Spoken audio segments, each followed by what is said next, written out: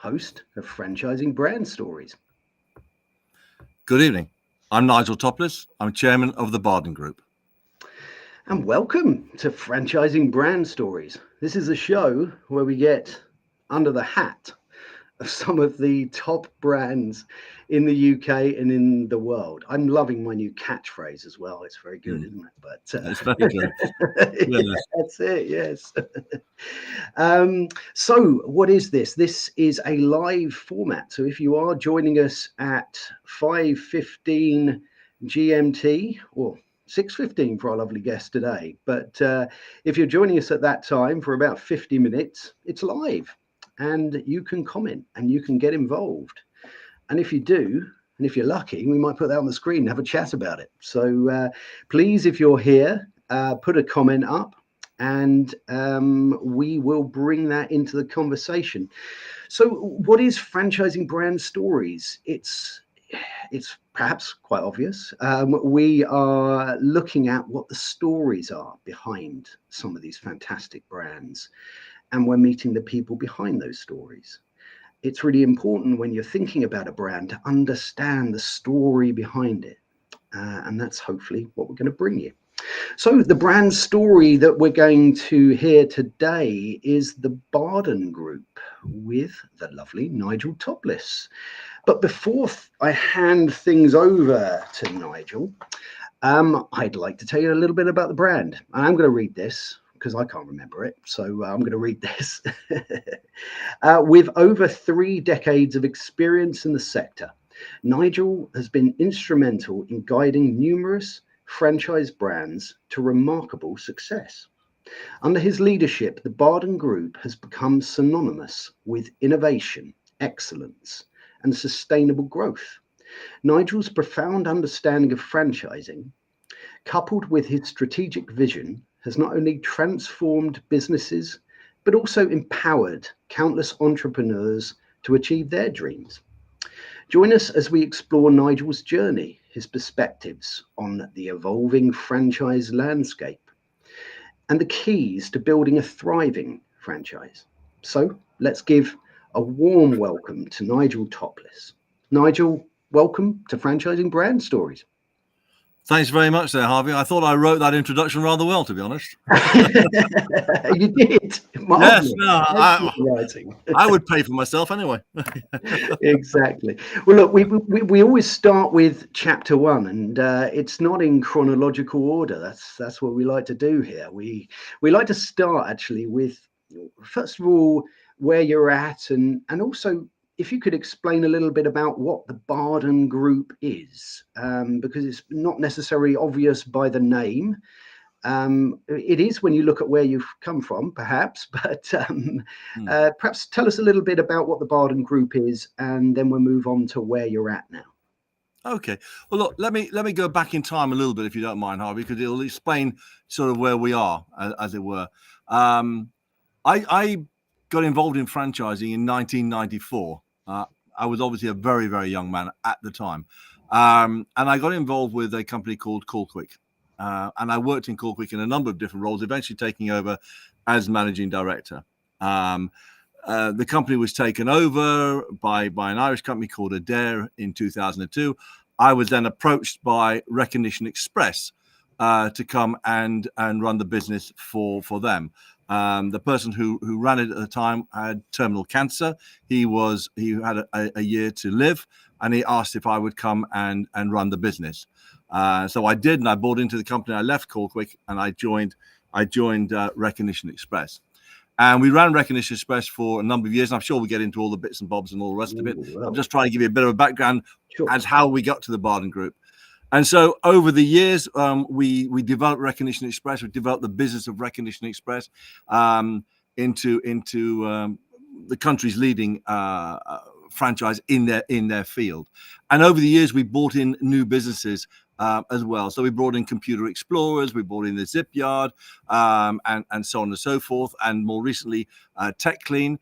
And then in 2011, 2012, Call Quick had gone through a whole machination of emotions, as it were, leading them to to go from something like 170, 180 franchisees to something like 35, 40 franchisees. A lot of them are left and all the rest of it. And the company was in a bit of a pickle, as it were. And Deloitte's were called in to take them into administration at the time. And I was asked by the Americans who were still involved in Callquick, because it was a master franchise from Quick Copy in Houston, Texas. We were asked to have a look at it and go along to Deloitte's and see what the SP was. They didn't really want to fly over from Houston to the UK. So I did. Again, cutting a long story short, we were at the time looking at both Callquick and Pronto Print because they were part and parcel of the same company. I had put the two together when I was managing director of Callquick and was taken over by Adair, who already owned Pronto Print. Long story short, Deloitte's tried to sell the whole business, but they didn't realize that the Callquick name, trademarks, etc., worldwide was still held by the Americans. Unlucky, right? So anyway, the Americans came to me and said, listen, do you want to buy the business? And I spoke with someone I worked with for a long time, Sandra Fitzgerald, and she said, this is just destiny, isn't it? Really? So the answer was obviously I did. And a long story short, they came part and parcel of the group. And at the time, the company was called Recognition Express. And I said, listen, we can't have these different businesses coming in and calling them all Recognition Express. We have to have a name. And strange enough, our head office is in Leicestershire at a place called Bardon. And so I went, how about the Bardon Group? That sounds good. We don't have to go to an advertising agency, spend 250,000 for them to come up with that. Right? Pay me a chicken curry, and we'll go with that then. So we did. And so the Bardon Group was formed at that time. And as I say, it now consists of three brands: Recognition Express, Callquick, and Tech Clean. We sold off Computer Explorers, the business has now got something like 70, 75 franchisees across the board, although Callquick is in fact a licensed operation, not a franchise. Slightly different. I know we're talking about franchising, but my mentality is franchising. It's just that the way we fund the whole operation is through a license, not a franchise agreement. Get it. A little long-winded, but trying to give you a little bit of background there, Harvey. Oh, fantastic. Thank you so much for that introduction, and that gives people a really good idea as to what the group is and where you're at now, which is perfectly answered. So thanks for that. Let me have a look at a few people that are here, and let's recognize some lovely people. We have the ever wise Simon Wise. Great to have you here, Simon. Looking forward to hearing your thoughts as we get into this story today. We have my wonderful friend, Kelly Steinecker, from the good old US of A. Great to have you here. And hopefully looking to hear your thoughts on things as we proceed. Marketing expert is Kelly. So great to have you here, Kelly. We've got Johnny Joseph from New Orleans, and he is a franchise auditor. So great to have you here, Johnny. Johnny also comes back with congratulations to England on the football score. Yes, we did it. Thanks for that, Johnny. And we've got a LinkedIn user here. Tell us who you are, but close the deal over a curry. Good lad. Well, look, fantastic. Great. So if you have just joined us today, this is Franchising Brand Stories, and today we are hearing the story behind the Bardon Group with the wonderful Nigel Toplis. If you're enjoying these stories every week, please scan the QR code that's on your screen and you can have the opportunity to tell your story to all these wonderful people and get it out there. So please scan that if you're interested. And also join us next Thursday. And next Thursday, incidentally, is the last episode of season 2. And we are going to be hearing the story behind Monkey Music, with Angie Coates. So join us next week as well for that. So, Nigel, thanks for that lovely introduction. We are going to get to the main part, the middle eight. And really, we want to take you back in time now. And if you could let us know where it all began, where the seeds were planted. You know, you've had a extensive career in franchising. You know, let us know the origin story. I've gone all Marvel on this, but yes, I've always thought it would be lovely to say that this was all pre-planned, and you know, I thought about it over a long period of time, and I did a lot of research and so on and so forth. But my story kind of goes from being in corporate life. I worked for some major companies in the UK, Allied Domecq, which is a major booze company. I then went to Ladbrokes, a major betting company. I then did a stint with a company called Club Call, which was part of the Ladbrokes setup, and that particular company, I tried to do an MBO because it was not a core part of the organization. I tried to do an MBO, and I was usurped by my boss at the time, who managed to do a deal with a competitor. And so I was kind of in limbo, as it were.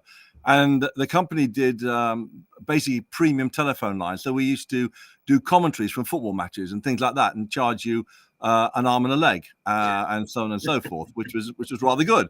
And we were very good at it. And we did racing commentaries, and we also did a Santa Claus line. We did all sorts of things, right?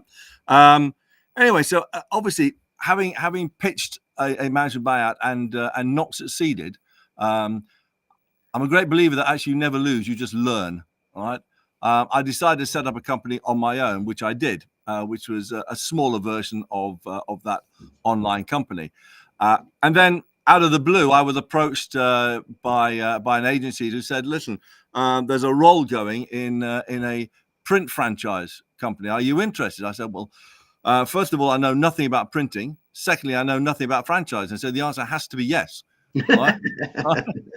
And that's where it all started from. And back in 1993, 94, I went and met with all the guys at Coolquick. I met with Moshe. I remember having an interview with Moshe Gerstenhaber, who was a godfather of franchising, frankly. The interview lasted 50 minutes, much like this program today. And in those 50 minutes, I never said a word. And at the end of it, he said, "Great interview." I thought, blimey, that's a great start, isn't it? Yeah. Anyway, 3 interviews later, 2 psychometric profiling, etc., etc., etc., etc. Moshe decided that I should come on board in the marketing role, and that's where it all started from. And you know what? And the great thing about this is I went out with Moshe to see some Coolquick franchisees. And as we walked in, and bear in mind, this is 1994. This is not the sophisticated 2024. This is 1994. You're walking into a small print operation on the high street, and you can hear the churning of the machines in the background. We used AB Dix at the time, and they'd be going as paper would be flowing through and all the rest of it. And as we walked in, bear in mind, I'm a naive person. I know nothing about this industry at all, right? We walked in there in this particular location, and Moshe said, "What can you hear?" And I said, "Well, the phone's ringing, Moshe." He said, "Yeah." I said, "I can hear people talking in the background." "Yeah." I said, "I can hear machines." He said, "No." He said, "What you hear is money." I thought it's a very interesting point of view, and my education in franchising started then, and it hasn't finished. It never finishes. You learn something about franchising every day. But it started then with Moshe, who was a tremendous advocate of franchising, and had a tremendous passion. And he was a great catalyst of ideas. The problem is he catalyzed about 34 times a day, and you had to pick and choose the ones that you could actually get on and do. because obviously couldn't do everything. We just didn't have the resources, the time, the money, or frankly, the energy. But that was the start of everything. And it taught me about what's important in franchising. And I'm sure, a lot of people come on here and they'll say, well, it is all about, discipline. It's about the system. It's about the process. It's about the management. We could all name 50 different things, right? And I've always thought that the thing that makes a business work, particularly a franchise, particularly the whole nature of franchising, is passion. It really is. If you genuinely believe that you can make a difference to that person's business, that person's communication tool. I mean, basically, what does Call Quick do? Call Quick centers for the last, 45 years, right, have essentially put ink on paper. That's what we do. And you kind of go, well, that's bloody simple, isn't it? I go, well, yeah. But actually, it's not about ink on paper. It's about the message, and it's about how we help you to get your message across, how we design that particular piece of literature, right, to ensure the person who's receiving it goes, well, you know what? I'm going to buy some of that. I'm going to phone that number. I'm going to make contact, whatever it happens to be, whatever the call to action, as it were, needs to be. So whenever I'm talking to new franchisees, or I'm talking to prospects, or I'm at exhibitions, and I have to say, thank goodness I don't go to exhibitions anymore. I've had enough of them. But in the 60 odd over the years I've done, or maybe 80 odd, right, I would always say to myself, what do you believe in this business? What is it about this business that you believe in? You don't believe that you can make a lot of money out of it. That's not relevant, right? I want to know the soul of that business. I want to know what makes that business tick. And that is the difference between a competent franchisee and a successful franchisee. I love that. I loved that. I loved listening to you talking there, and particularly what you said there about discovering someone's passion, and what someone is truly passionate about.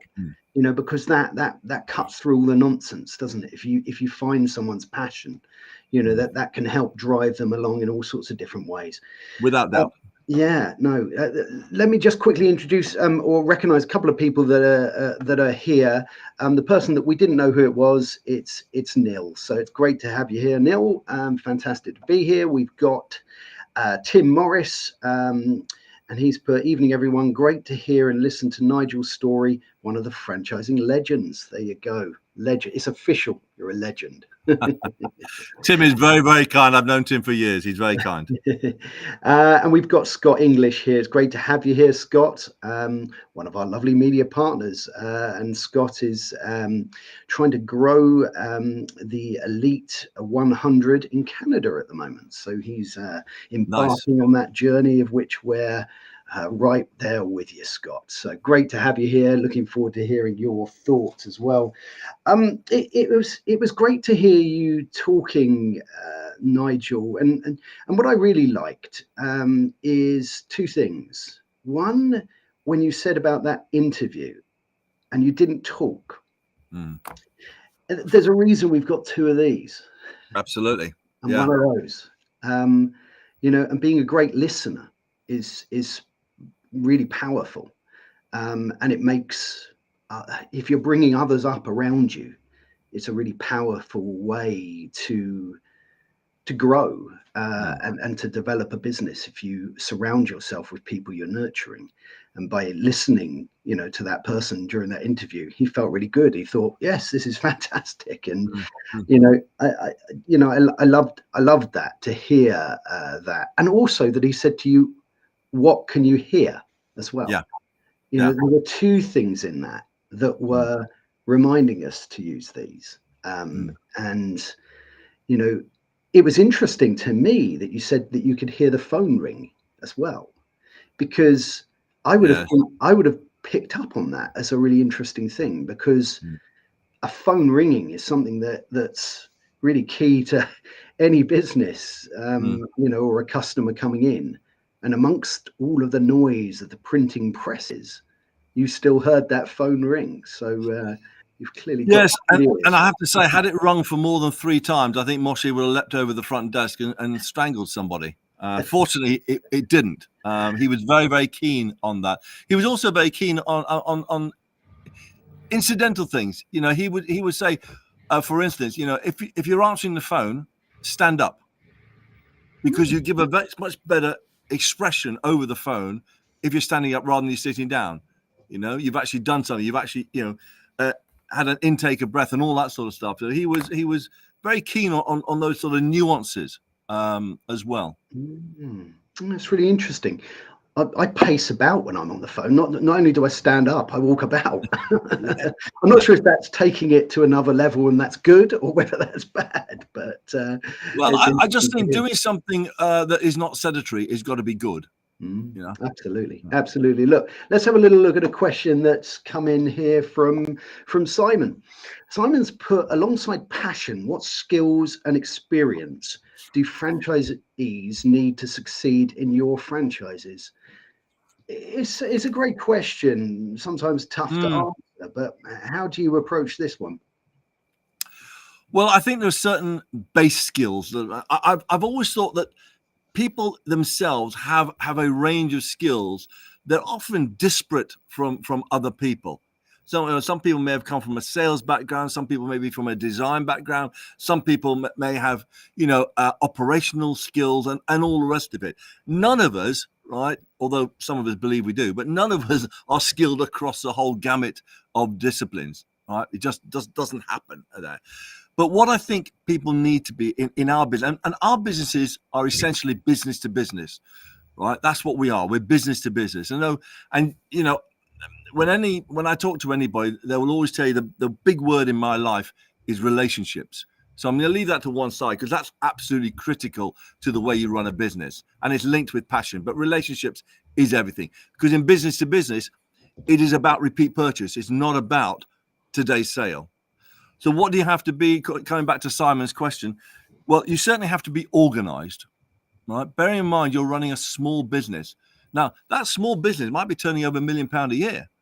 You might be making £250,000 net out of that business, right? But essentially, you're probably employing about 6 people maximum. So you have to be organized, right, in that business, number one. Number two, you have to be a people person. So you have to be able to manage those people that are working for you, with you, in your team, right? And one of them might be, it might be a printer on the one side, it might be a salesperson, it might be a designer, it might be an operator. There are a whole range of different skills. Most of those skills you do not yourself have. So they've got the skill base that you don't have, but you've got to manage them.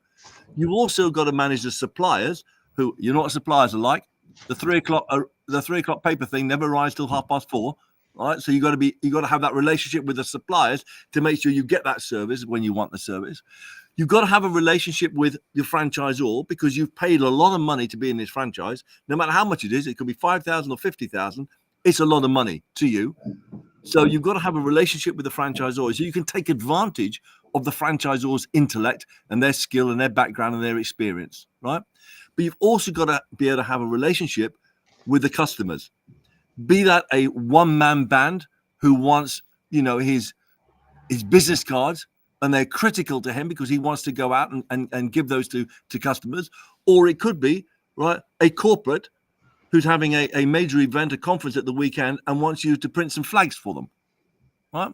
So you've got to have that ability to deal with all sorts of people. So you've got to be organized. You've got to be a people person.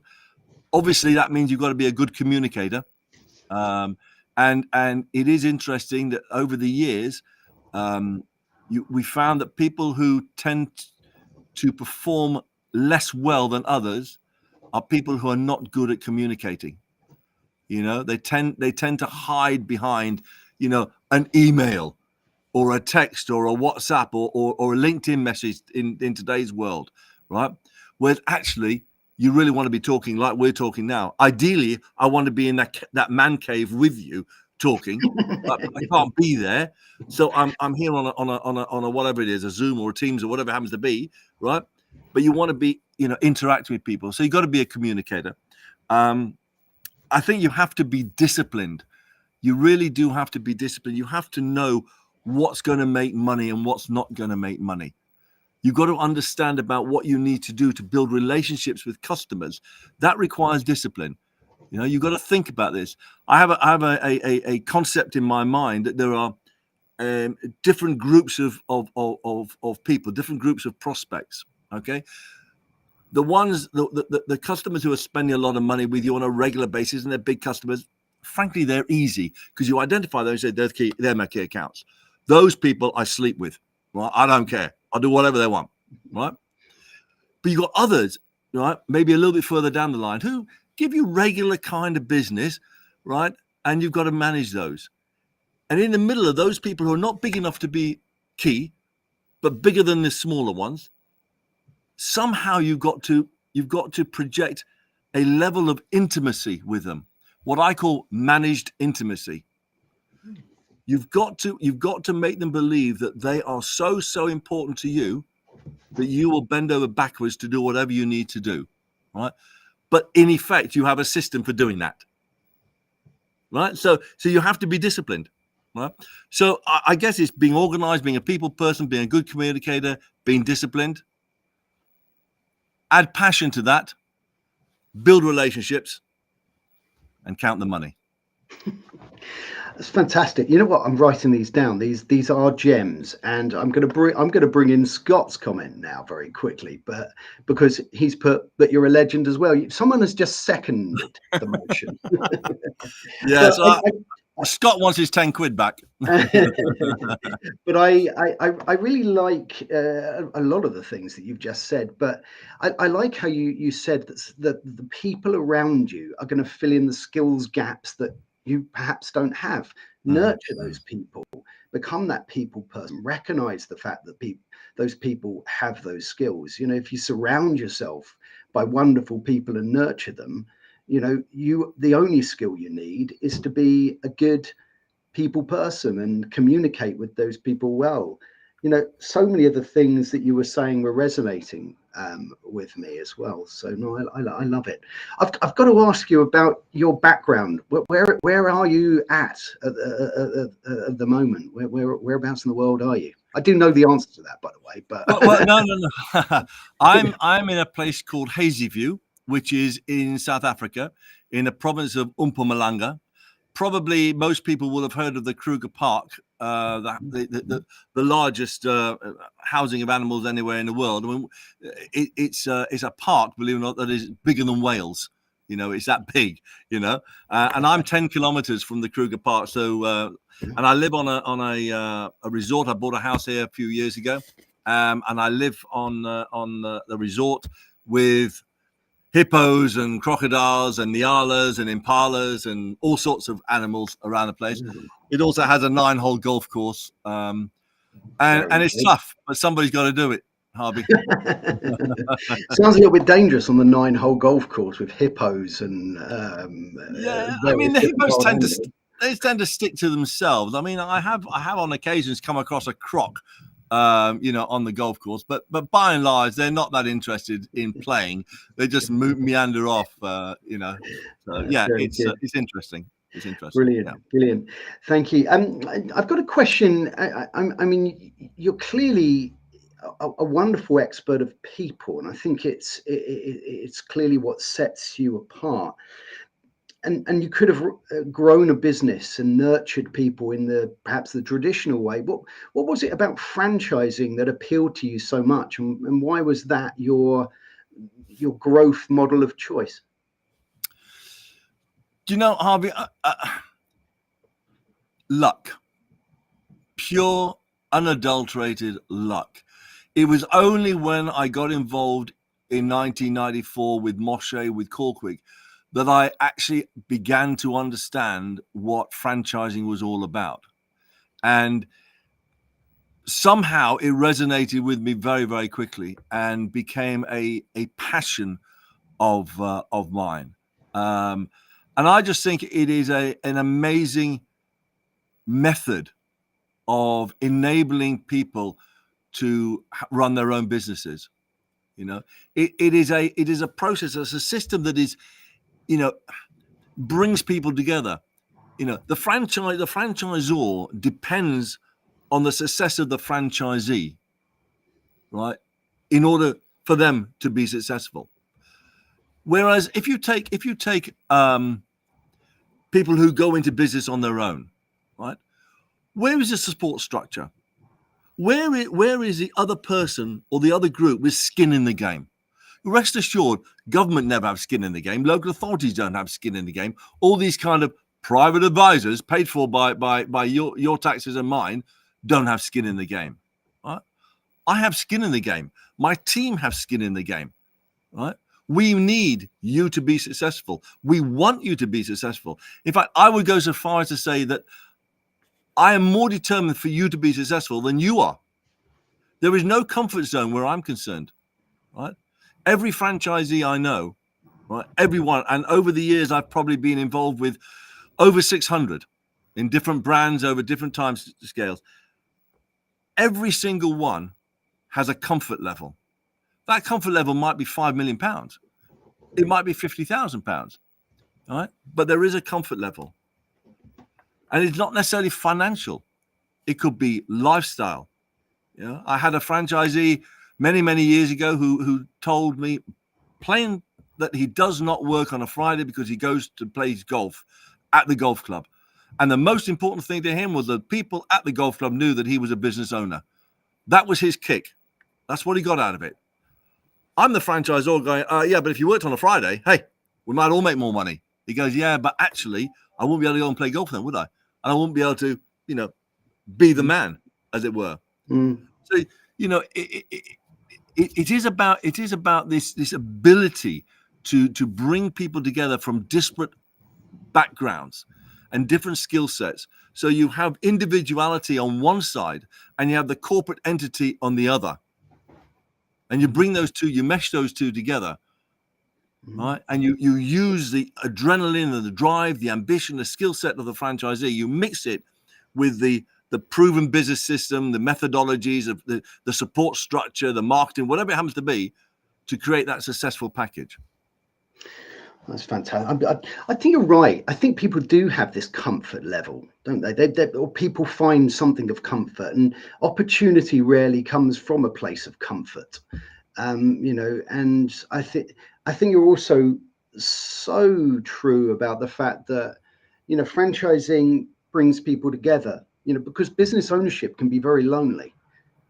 Whereas as a franchisor and a franchisee, the franchisor is only successful when the franchisee is successful. And that's a great starting place for a relationship. Very quickly, let's have a look at another couple of comments. Johnny Joseph, when you were talking about where you were based, he's put, I was just there, you lucky fella. So I agree. He's normally based in Los Angeles, but also has South African roots, I suppose. Let's have a little look at what Scott's put here. Scott has put, what advice would you give franchisors that are having a dry period on recruiting franchisees at present? Yeah, I mean, do you change things up in terms of that, or is it something you just stick at it and it will work? Do you know? I have to say, Scott, if I knew this answer, mate, right, I would be very, very wealthy, and I'm not very wealthy, so I don't know the answer to the question. However, I think we have to analyze why we're all going through it, a dry period. The world has changed dramatically, certainly since COVID. I think we all agree that a lot has changed. In the old days, we used to say that, when we had a recession, we kind of went, oh, super. Go on then, get your redundancy, come on down, come to an exhibition, and we're all lined up there, and we go, all right, we'll take your name. And if you're lucky, we might have a space for you. The arrogance of youth, as it were. And that happened on several occasions, right? And we had, at the time, I guess we had 2, 3, 4 different magazines out there pumping out franchising, pumping out the news, people walking into WH Smith's and other such luminaries and picking up these magazines and flicking through them, and suddenly your picture would come out and it would say, "Oh, what an opportunity for you." And then we had online stuff and how many exhibitions and all the rest of it. We were going from Glasgow to Birmingham, from Birmingham to Docklands, from Docklands to God knows where. We had loads of. We had local meetings. Good God, I can remember charging up and down the country with a display kit to slap up in I don't know, Ashton Gate, the home of Bristol something or other. God knows what I was doing, but I was doing this, and then the next day going up to Leeds, and the next day I was down in Southend, and then what we had? We then had groups of people coming together in London and Manchester and Liverpool, where we hosted events with NatWest Bank, right, and so forth, telling people about franchise. I mean, it was a different. COVID comes, a whole lot stops. Nada. I mean, there's nothing. I mean, magazines are now primarily online. Number one, change. Exhibitions, right, have changed completely. Right, I can remember going to exhibitions, hosting exhibitions at the NEC. We'd have two halls. We barely get a cupboard now. I mean, seriously, right? Yeah. Changed completely. Right? The evening seminars have been cut right back. I mean, a lot of things have changed, as it were. So I think we have to recognize that a lot has changed. On top of that, people, I think, who have got jobs post-COVID were very, very keen to stick with those jobs. Very keen to have some sort of what's the word? I guess a semblance of normality, something they could depend on, right? So they became less and less risk takers. They've got a wife, they've got a family, they've got a mortgage, and they go, I'm not sure I want to risk that to take on my own business. So the mentality of people changed. A lot of people were not being made redundant, so there wasn't the redundancy packages, as it were. So I think the whole world has changed completely. So I think what one needs to do, and what certainly what we're doing, and what colleagues of mine are doing, are looking at different ways to access people, whether that is through social media, right? Whether it's through online magazines. I think a lot of it has to be very, very focused, as it were. We tried to do things across a whole different range of outlets, as it were. Some worked, some didn't work. I do think you probably have to have somebody employed who is very, very, very focused on franchise recruitment, and not make franchise recruitment part and parcel of a different job. Right? That, of course, requires a huge investment. You're not going to get people to come and do this for 10 bob an hour, right? No. That's for our older listeners, of course, using the old sterling money. But you're not. You're going to have to pay big money to get them to do it. Definitely. So I think it's a matter of focus. I think it's a matter of using a cross section of different media, right? And I think you have to look at the package and what you're offering to people. No, that's great. Thank you so much. Fantastic answer to that. Let's we are starting to draw towards the sort of the end of the middle section of this, but I want to get in a few more questions. And Simon's got a good question coming up, and you know what, I've got a couple of my own I might ask as well. But let's have a little look at what Simon's put here. Simon has put, what advice would you give any prospective franchisees that are watching to help them find the right franchise fit for them? I mean, you spoke a lot about passion. Do you think that is one of the key words when you are out there faced with hundreds of different options? Do you think it's find your passion and see what that sort of fits that? How do you choose? I certainly, as you know, I certainly think passion is absolutely critical. But I think when you are starting out, I think the word I would use is discipline. I think the first thing to do is be very, very clear about how much you've got to invest. There is no point in you going, you know what, I want a McDonald's. How much you got? £13.50. Right. Well, it's not going to happen, is it? So there's no point having a passion for McDonald's if you've got £13.50. It's just not worth it, right?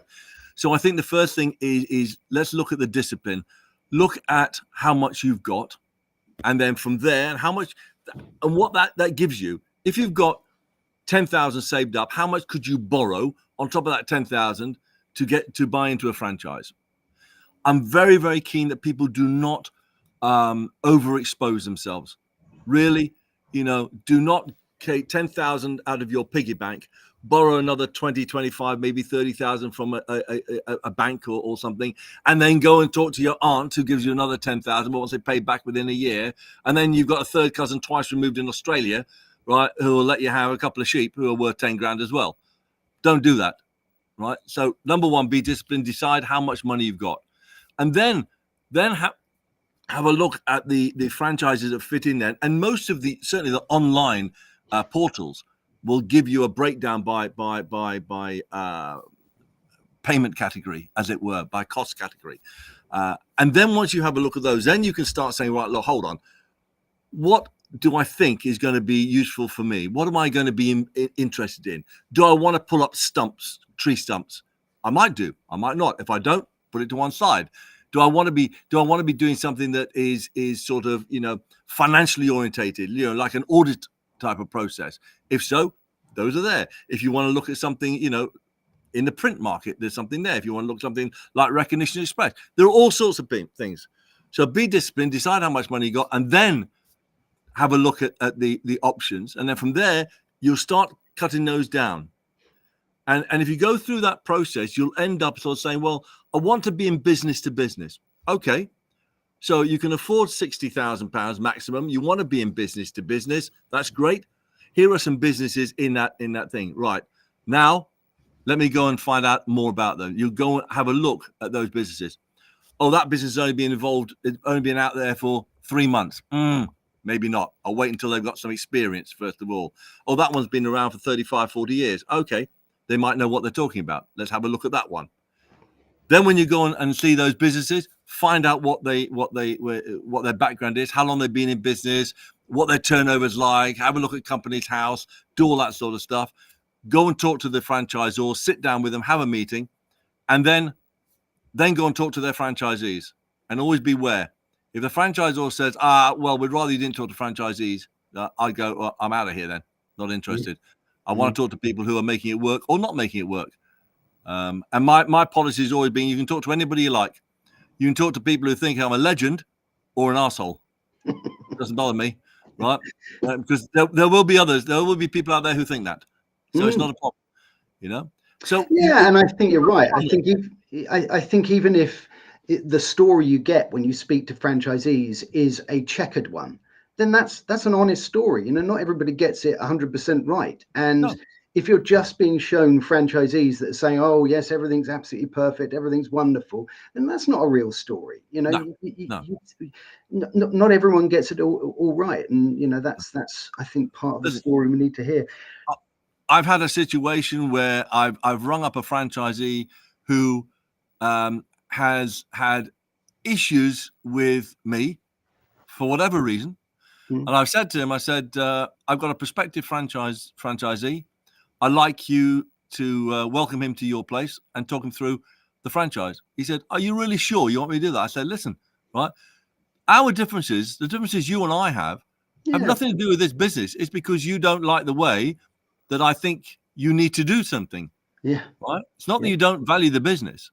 Right. And he's gone on and he's talked to those people and he's been very honest about it. He said, listen, Nigel and I, we're not bosom pals, but let me tell you about the business. Ding, ding, ding, ding. So. Fantastic.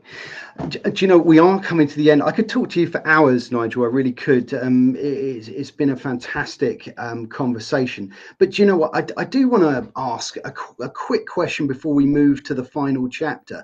With all these different brands, with decades of experience, hundreds of franchisees, you must have met some real characters and experienced some real life-changing stories. Are there any that stick out in your mind? It's my favorite question. I know there's I have so many franchisees that stick out. I mean, a greengrocer who took on a business and turned over £1 million a year. An ex-cattle rancher from Patagonia, right? An ex-BA steward, who again is currently still I mean, he's been with the business with Recognition Express for over 40 years, and is still one of our most successful franchisees. A whole mixed bag of backgrounds, which I think is testimony to how success comes to well-run franchises. If I had to pick one out, I guess I would pick out a young lady who's no longer one of my franchisees, can I say, right? Called Lauren Robson. She is a franchisee for Computer Explorers. She was doing some part-time teaching for the previous owners of the franchise, based up in Yorkshire. They wanted to retire. They wanted to move off and do some traveling around the world and so on and so forth. And I met her with them in the Village Hotel up in Leeds. And the first thing that struck me about her, right? This is a girl, by the way, who was early 20s, did not have 2 shillings to rub together. I promise you, right? Talk about putting a down payment. Couldn't put a down payment on a pint of beer, right? So I'm telling you, Brassic is Brassic, right? But I looked in her eyes, and you could see the one thing I said right at the beginning of this: passion. She had that passion. She loved kids. She loved teaching, right? She thought she could add value to people's lives. Did she understand about business? Nah, not a word. Not a solitary thing. Did she understand about pricing structures? Nah, not a thing. All right. And I said to her after, I said, have you thought about really running this business? She said, I really want this business. I really, really want this business. And so we came to an agreement. You know, I said, forget all this payment of money stuff. Forget all that. Come on board, all right, and we'll get the money back over a period of years. And you know what? She paid off that business every single cent, and is now one of their most successful franchisees. So I'm dead chuffed about that. You don't always get it right. I have to say, you don't always get it right, Harvey. But now and again, you know, you kind of go, we made a difference. We made a difference to her life, and she made a difference to ours. And that's important. Well, you know what? That is where we're going to end chapter 2, because that was a fantastic story. And thank you so much for sharing that with us. If you have just joined us, this is Franchising Brand Stories. And today we are hearing the story behind the Bardon Group with the wonderful, and I'm going to say legendary, Nigel Toplis, after speaking with you today.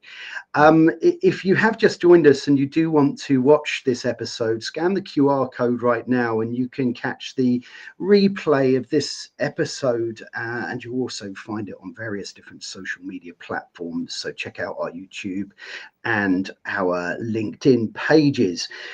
So we're going to move to chapter 3. And look, you know what? We're going to put up Scott's comment. It's like he knew this was coming or something. This is where we talk about the future, and this is where you give us our Franchising Brand Stories exclusive, Nigel. Yeah. So what are your plans for the group and for the brands within the group in the coming sort of weeks and months? I think the role of chairman says it all, really. I see if you like, if I was a politician, to be father of the house would be quite a privilege, I think, in politics.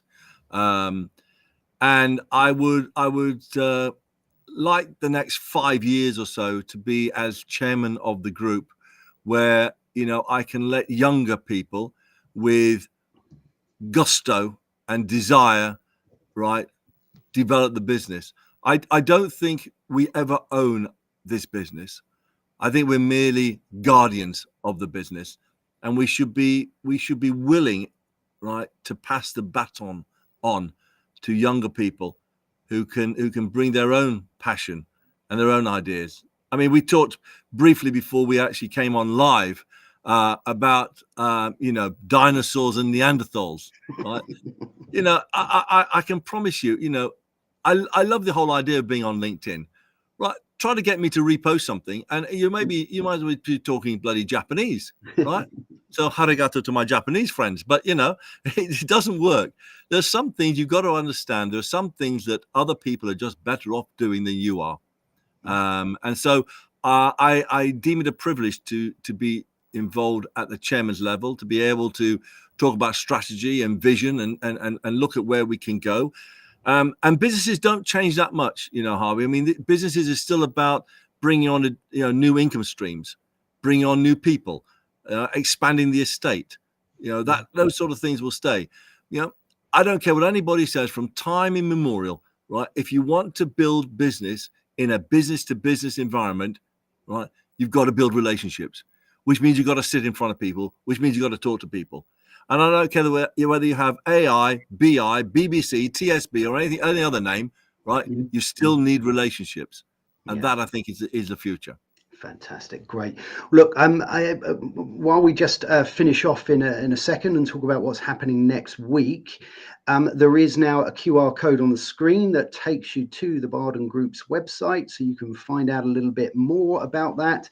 We will give you one more chance, Nigel, to have a little final thoughts in a moment, but let me just talk about what's happening next week. So we have next week on franchising brand stories, we're going to hear, I'm going to do my catchphrase again, what's under the hat of Monkey Music with the lovely Angie Coates. So join us next Thursday at 5:15 GMT, 12:15 EST for that. And next week on our sister show, the Franchise Show, next Tuesday, we will be talking to the wonderful Danny Paleva, and we will be discussing franchise fame. She's written a book, similar title, in fact, same title. And we're going to be talking all about marketing and the magic of all of that. So join us for that. So Nigel, perhaps you could just leave us with some final thoughts that you would like to offer anyone who is listening to this, either now or in the future. Well, listen, I'm a great advocate for franchising. I have been for over the last 30 years. I think it gives you a wonderful insight and a wonderful process to develop your own business. I've been running, as I say, franchises one way or the other for the last 30 years, and I think we've done a reasonably good job for our franchisees in that time. And look, if anybody's looking for, I don't want to spend the time promoting my own businesses, but I will say this: that if you're looking for a franchise that believes in their franchisees, supports their franchisees, and has a will to win with their franchisees, then please get in touch, and we'd be very, very happy to talk with you. And of course, most importantly, above all of this, right, we need to win on Sunday. That's the critical thing. Right. Absolutely. Go England. Yes, I'm sure we'll be watching that one. Nigel, it's been an absolute pleasure. Thank you so much for being on the show and sharing your wonderful story with us. It's been fantastic. So until next time, I hope you all have a wonderful week ahead, and cheerio. Take good care. Cheerio.